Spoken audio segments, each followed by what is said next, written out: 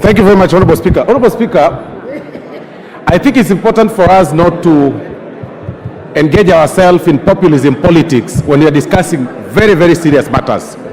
We all live in this country, Honorable Speaker. NGCDF has been in existence for over 20 years. Yeah, for about 20 years, Honorable Speaker. Devolution in this country came into place in 2013. But you can hardly show what devolution or county governments have done compared to what NGCDF does.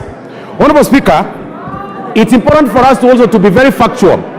Some of these governors that we are defending so much, that we are or county governments that we are defending to have a lot of money, cannot even spend the amount, cannot even spend the entire amount whenever they get it. We are getting into the closure of the financial year, but you'll realize that some governors have not even spent a quarter of the amounts that they got when the financial year started. I mean, really, here we are debating on how we can be able to add them more funds for roads when we all live in this country that governors do not even do roads, or the county governments are not working.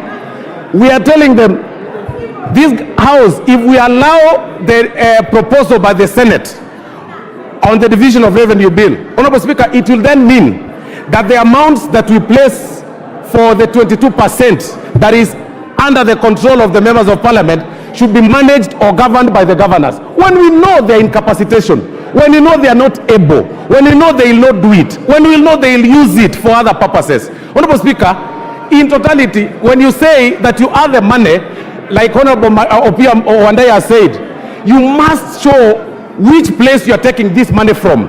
Who are you subtracting to add for the county revenue? Which person are you subtracting? And in this case, the main casualty will be the members of parliament. It will be the NGCDF. It will be the NGAF. Instead, we should actually be discussing on how we can add NGCDF money. We discuss on how we can be able to add NGAF, because at least we are able to see what NGCDF is doing, what NGAF is doing. Members of parliament seated on the opposite side, Honorable Speaker, are only playing populism politics. They know even from the counties they come from, it's nothing. I see Honorable Rene shouting, but in her county there is nothing. Roads are pathetic. I was there last weekend. The roads that are done by the governor Nyaribo in Nyamira is zero. He's doing nothing. I see Honorable Obadia complaining here, but you go to Bomachoge Borabu, the village roads that are supposed to be done by the county governments have not been done. They are pathetic. The ECD classes that they are supposed to build are not being built. We cannot add money to the counties. To whom much is given, much is expected. Honorable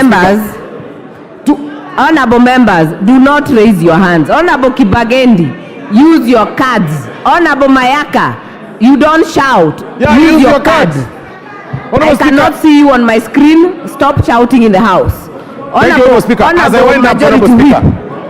wind up, Honorable Speaker, to whom much is given, much is expected. A lot has been given to the county governments, but we can hardly see. You will need a microscope to identify what governors do. But everything NGCDF does is in full glare of the eyes of everybody.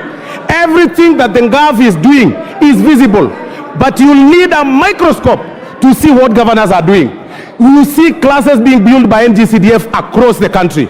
You will actually mark. But in the county government structure, you will actually need a microscope. The only development those guys are doing is walking in a convoy of 20 vehicles, moving around funerals, one vehicle carrying a chair, another vehicle carrying carpets, another vehicle carrying goons, another vehicle carrying microphones, another vehicle carrying a girlfriend, and then they go there, they disrupt functions in barrios, carrying themselves in high titles, and then you are discussing on how to add the money here. Governors should be subtracted money, not being added. And that subtraction should come to NGCDF and NGAF. And for that reason, Honorable Speaker, we reject the proposal by the Senate on the division of revenue bill. Thank you, Honorable Speaker. Thank you. Okay, honorable members.